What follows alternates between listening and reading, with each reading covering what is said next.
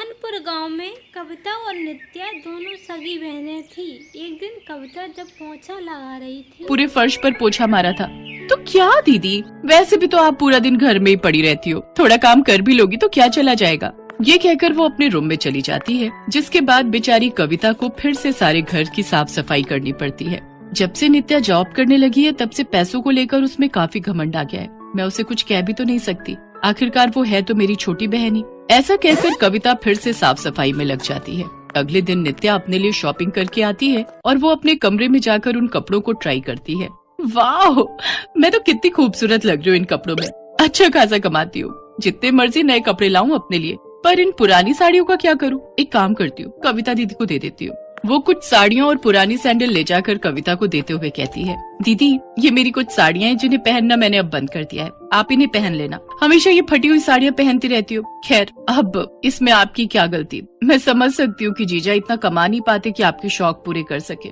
Thanks नित्या, ये साड़ियाँ हैं तो बहुत सुंदर, पर तुम प्लीज इन्हें वापस ले जाओ, क्योंकि अगर मैंने इन्हें अपने पास रखूंगी तो तेरे जीजा जी को बिल्कुल भी अच्छा नहीं लगेगा। उनसे जितना बन पड़ता है वो मेरे लिए करते हैं और मैं उसी में ही खुश हूँ।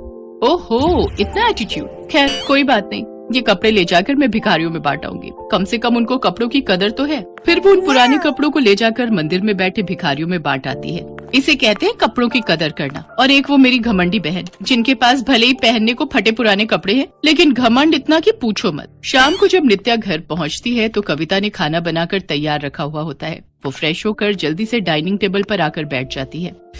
आज तो मुझे बहुत तेज भूख लगी है। तभी उनकी सास नित्या से कहती है, आजा आजा मेरी कमाऊ बहू, तेरी बड़ी बहन ने सारा खाना बनाकर तैयार रखा है। जैसे वो खाने का पहला निवाला लेती है तो उसके मुंह में कंकड़ आ जाता है। आह, ये क्या कंकड़? दीदी आप मुझसे जलती हो, ये तो मैं पहले से ही जानती थी, लेकिन अब क्या आप मुझे मारना भी चाहती हो जो कंकड़ वाला खाना आपने मुझे दे दिया? ये तो कैसी बातें कर रही है नित्या, तू तो मेरी बहन है, मैं तुझे क्यों मारना चाहूंगी? क्या इसका मतलब कल मुही तूने मुझे मारने के लिए इसमें कंकड़ डाले थे? अपनी सास को ऐसा करते देख उसकी छोटी बहन बड़ी खुश होती है। मैं सब जानती हूँ, तुझे पता है कि तेरी छोटी बहन तो सारा दिन काम पर रहती है और घर में बची मैं और तू, तो तूने सोचा होगा क्यों न इस बुढ़िया को रास्ते से ही हटा दिया जाए ताकि फिर इस घर पर तेरा ही राज हो। अब बिल्कुल गलत समझ रही है माँ जी, ऐसा कुछ नहीं है। अगर तूने फिर ऐसी गलती की तो मैं तुझे तेरे मायके भेज दूंगी। अरे वाह, मेरा तीर एकदम सही निशाने पर लगा है। मैंने तो ऐसे ही बहाना बनाया था।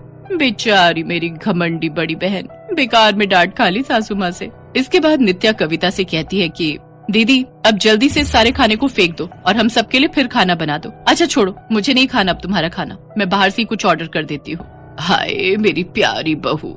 बेचारी कविता रोते हुए सारा खाना फेंक देती है और बर्तन धोने लग जाती है। कुछ देर बाद बाहर का खाना आता है। नित्या वो खाना खुद खाती है, उसमें से अपनी सास को भी देती है, लेकिन कविता को वो दोनों एक बार भी नहीं पूछती। बेचारी कविता बासी सूखी रोटी खाकर ही सो जाती है। ना जाने मेरी सास मुझसे इतनी नफरत क्यों करती है, जबकि मैं सारा दिन घर का काम करती हूँ। वही मेरी छोटी बहन से इतना लाड करती है। क्या सिर्फ इस वजह से कि मैं गरीब हूँ और नौकरी करके पैसे नहीं कमाती? काश अगर मम्मी पापा ने अपनी गरीबी के चलते मेरा स्कूल नहीं छुड़वाया होता तो आज मैं भी पढ़ी लिखी होती।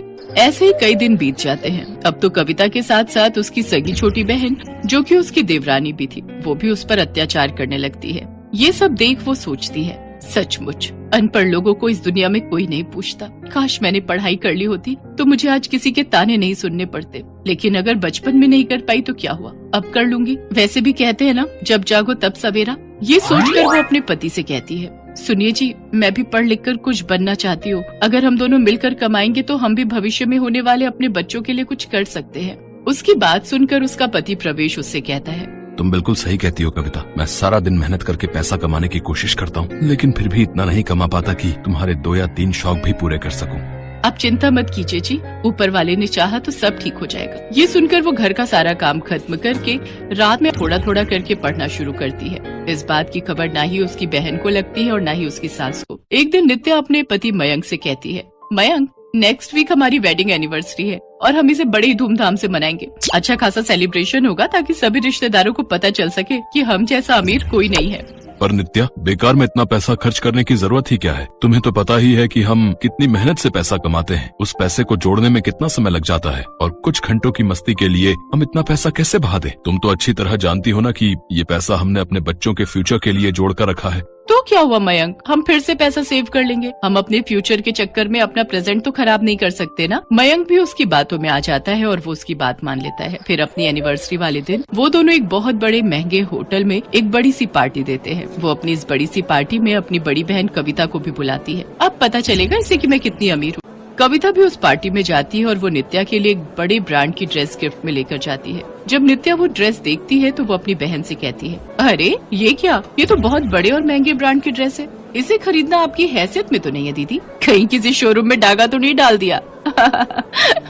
नहीं, ऐसी कोई बात नहीं है नित्या, बल्कि सच तो यह है कि मुझे एक बड़ी मल्टीनेशनल कंपनी में नौकरी मिल गई है, जहाँ मेरी सैलरी पूरे 40,000 रूपए है। ये बात सुनते ही नित्या हैरान रह जाती है और वो उससे पूछती है, लेकिन ये कैसे पॉसिबल है? आपको तो पढ़ना तक नहीं आता था। मैं कई दिनों से रात में पढ़ाई कर रही थी। जब सारी दुनिया मुझे अनपढ़ कहती थी तब मुझे कोई फर्क नहीं पड़ता था, लेकिन जब तुम मुझे मेरी नाकामयाबी के चलते ताने देती थी तब मुझे बहुत बुरा लगता था, जिसके चलते मैंने ठान लिया था कि अब मैं भी कुछ बनकर ही रहूंगी। अब मैं तुम्हारी नई मैनेजर हूँ और तुम मेरी असिस्टेंट मैनेजर। उसकी बातें सुनकर सभी हैरान रह जाते हैं। तभी वहाँ उन दोनों का बॉस ब्रिजेश खन्ना आ जाता है और कविता की तारीफ करने लगता है। मैंने आज तक मेहनती और पढ़े लिखे लोग तो देखे हैं, लेकिन कविता की पढ़ाई में जो जुनून है वो मैंने आज तक किसी में नहीं देखा। मुझे गर्व है कि आप जैसी होनहार लड़की हमारे साथ काम करेगी। Welcome to my company. ये कहकर वो वहाँ से चला जाता है। नित्या जो 2 साल से उस कंपनी में काम कर रही थी, वो एक बार भी अपने बॉस से मिल नहीं पाई थी। अपनी बड़ी बहन की वजह से ही वो आज अपने बॉस से मिल पाई थी। अपनी बहन की सफलता देखकर उसे अपनी गलती का एहसास होता है और वो उससे माफी मांगती है। दीदी, मुझे अपनी गलती का बहुत पछतावा है। मैंने तुम्हारे साथ बहुत बुरा बर्ताव किया, लेकिन तुमने कभी मुझसे कुछ नहीं कहा। मुझे माफ कर दो। अरे बस कर पगली, अब रुलाएगी क्या? और वैसे भी तू तो मेरी छोटी बहन है, तो मैं तुझसे नाराज कैसे हो सकती हूँ? मुझे गर्व है कविता कि तुम मेरी पत्नी हो। हाँ भाभी, आपने तो वो कर दिखाया जिसकी हमने कभी कल्पना भी नहीं की थी। We are proud of you. अपनी बड़ी बहू की कामयाबी देख उसकी सास का बर्ताव भी उसके प्रति बदल जाता है और अब वो अपनी दोनों बहुओं को एक समान समझने लगती है, जिसके बाद वो दोनों बहनें खुशी खुशी रहने लगती हैं।